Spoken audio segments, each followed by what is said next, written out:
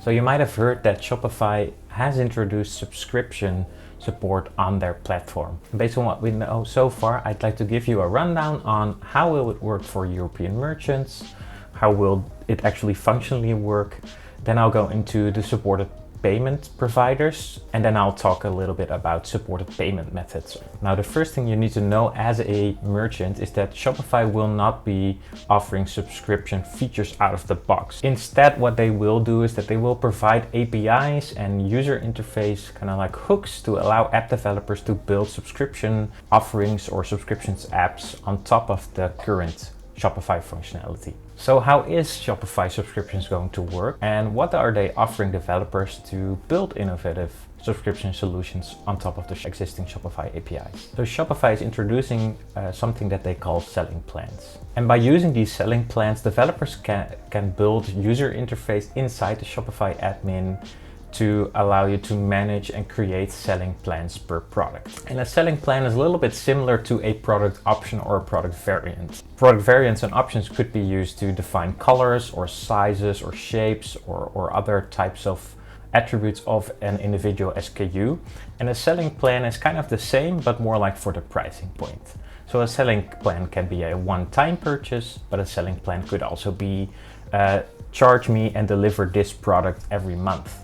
Or, for example, deliver this product once and charge me in 12-month installments. So a selling plan will define how a customer can purchase a product. So what changes in the cart and checkout flow when you're selling subscriptions on Shopify? Developers and template developers on Shopify will be able to use the selling plans that are defined for a product to show a little bit of a selling plan picker API.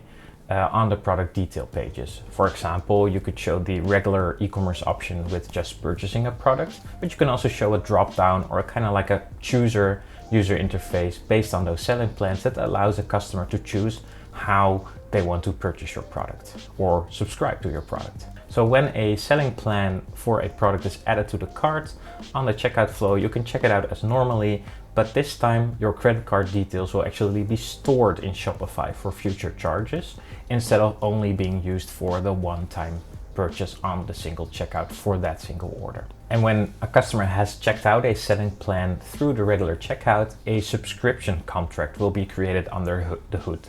And this subscription contract is basically the agreement between you as a merchant and your customer on how you will be providing your product and how it will be priced, or how in installments or recurring charges the product will be sold. So the selling plan of a product will convert into a subscription contract for an individual customer. Now, what about billing and payments? We have a selling plan and a contract that gets activated on checkout, but how will you charge for those subsequent payments, and how will you generate invoices from them? And this is where it gets tricky for merchants, because Shopify has indicated that they will provide no recurring billing solution. So even if your customer is on a subscription contract, you still need to find some kind of solution to make sure that the recurring charges are generated and maybe even recurring orders for shipments are generated. This is not something that Shopify will, at least at this point, automate for you. So basically, billing and invoicing will be the responsibility of you as a merchant, and you can build your own solution, or you can find an app or a Shopify partner to implement that solution for you. Now, how this works under the hood is that at checkout, Shopify has stored your credit card information with the customer, and that allows an external app or software solution to kind of like initiate a charge based on that credit information that's stored in Shopify and do a charge. And also, for that matter, generate an invoice in some kind of external platform.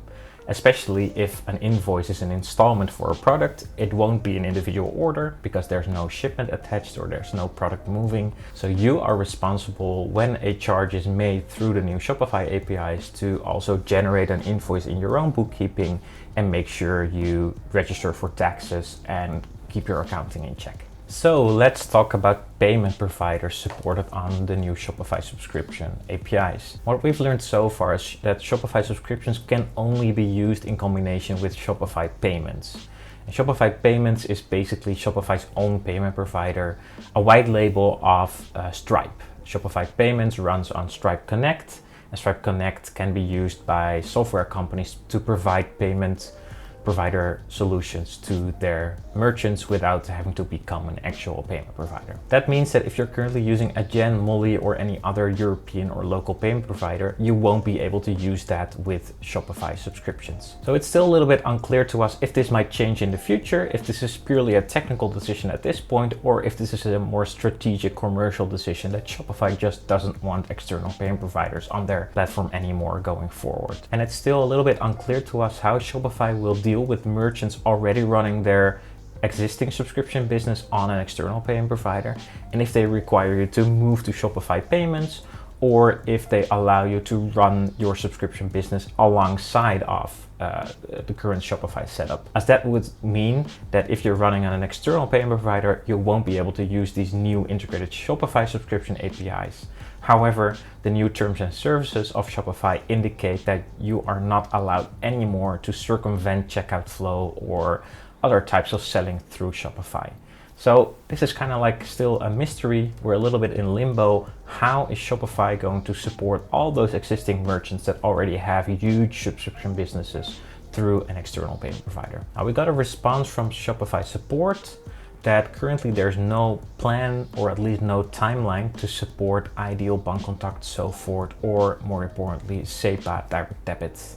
So that is at least good to know for you as a European merchant, that if you want to jump on the Shopify subscription bandwagon with your own software development or with an external app, you won't be able to use common European payment methods to do so. So to conclude, I'm super excited that Shopify has at least finally added initial support for running recurring models and subscription businesses on Shopify.